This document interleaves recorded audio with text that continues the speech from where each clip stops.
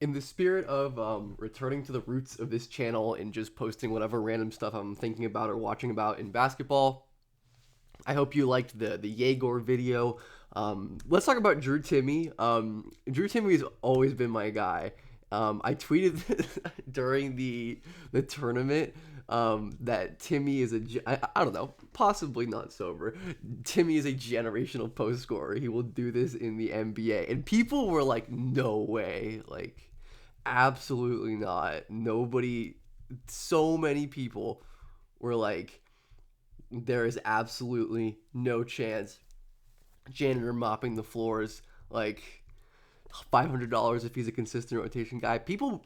Literally all I said was that I think Timme could be like a backup starting five who can like post up backup centers. People cook me for it. And look at Drew Timme, man. He's getting on the court for the Nets at 19 against the Wizards. Yes, it's the Wizards. Yes, it's March. He was solid against the Clippers. A great defense. He just put up some points against Dallas. I'm gonna break down this film because I can, and I'm taking this.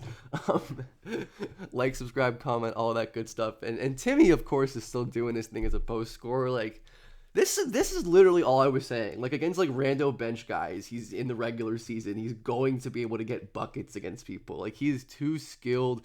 The footwork is too good. His balance and finishing in traffic. Like, it's all always been, like, this is who Timme has always been. He was dominating in the G League as well earlier this year, which is always a good sign. Like, a lot of guys dominate the G League. That's like the bar you want for your NBA guys, right? And Timme is just a very good post scorer, and he's doing it kind of differently now, right? Like, first of all, shout out Jordi Fernandez. What an incredible coach he is.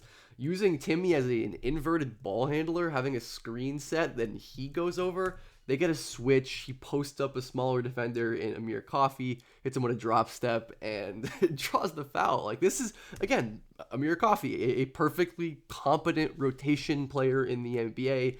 Drew Timme can post him up. I told you. Like, he obviously could do this. It was so obvious that Timme at least had, like, the baseline talent to be productive over NBA players. And yes, I know he's driving on JT Thor. Let me have this, goddammit. But still, I mean, my point being, like, he has enough of the handling stuff. And that was my thing with Timme compared to, like, Garza or Hands or, like, any of the other post bigs. Is, like, I definitely believed in his, like, movement skill and his mobility and his dribbling and his passing more than all those guys. And, like, we'll see that going forward. And, like, he's used in this, like, dribble handoff hub role right here as, like, a connecting player. He's obviously not going to be like perfect as a finisher, but man, like, I mean, he's like, Tristan Vukcevic, like a rando backup NBA center that Timme can just power through. Like, this is all I was saying, is that Timme can obviously do this against whoever. Definitely has issues though, like longer guys, and of course, right, this is why he's only going to be a bench guy, like, at best. Obviously, like, who knows if he actually sticks, but he's looking all right now, and we're going to take it. But yeah, I mean, just gets blocked there by Alex Sarr, who has a ton of length, of course, and then isn't going to be able to finish here in traffic over Sarr again. Like, of course, the lack of vertical pop is always going to be just always going to be limiting for Timme. But he's adding some more, like, intermediate mid-range scoring too that he's always been good at, and I just love how quickly he processes the floor. Like, no wasted motion. Immediately looks this way, moves the defender out of his way, hits a floater, like or it's honestly more of like a little push shot than a floater. But I'm definitely interested in his, like, intermediate scoring as, like, a release valve. I do think that's one of his other pathways to value. Like, he can hit these mid-range shots, he can hit these floaters, and he can make passes from the middle, which we'll see. So just as, like, a screener who can pass and like dribble a little bit. Again, he hits this little far paint floater. His efficiency is ridiculous in, like, the 3 games total he played. And I mean, obviously it's 3 games, but he was very efficient in college. And dude, Jordi Fernandez is my hero. He's literally running plays for Timme to get threes off of screens. Like, this is all we needed was the awoke minds like Jordi Fernandez. They actually run a clear out for him, which is crazy. This is like a play for Timme. Clear out with this cross, or more like a wedge, honestly. I guess wedge is more going to this area. But anyways, they ran a movement 3 set for him, and they tried this later in the game. And I just love that Timme's, why not? It's late March basketball. Empower your guys to try stuff, to experiment, to get these in-game reps of doing things that's going to raise their ceiling, like obviously being a shooter would do for Drew Timme, and he hit this corner three as well. I mean, looks good. Looks like a shot that he could totally hit. Is that the Jalen Brunson?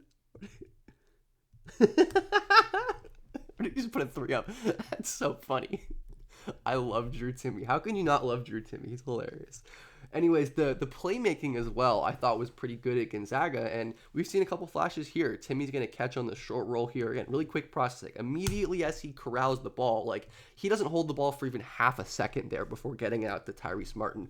Obviously, like, the window is huge there, and it's this whatever late season, but still, I think you can see abilities here, right? Timmy's ability to take a couple dribbles, hit a great little backdoor cut pass right there. Like, nothing elite high level passing, but it's just basic dribble handoff stuff, top lock defense, denying the zoom action here, which is just pinned down into handoff, and he's gonna feather it back door. Like, he has the feel and the skill to do that at the very baseline.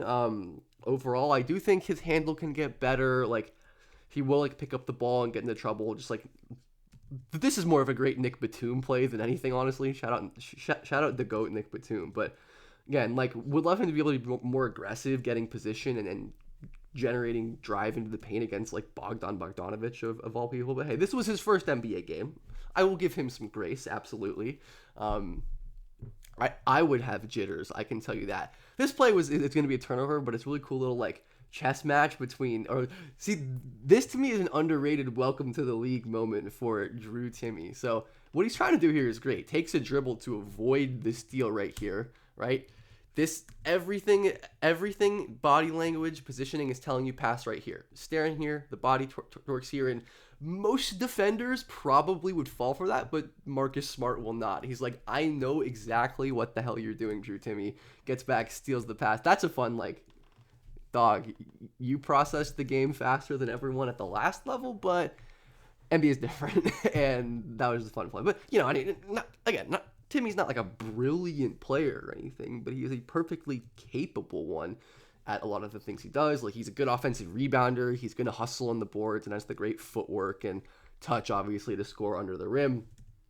Going to be able to set screen. That's a really good wide screen right there. Tip in the ball. And then the first block of Drew Timme's career was this play today against Dallas, where he went one-on-one against Anthony Davis in the post. His first, just get that shit out of here.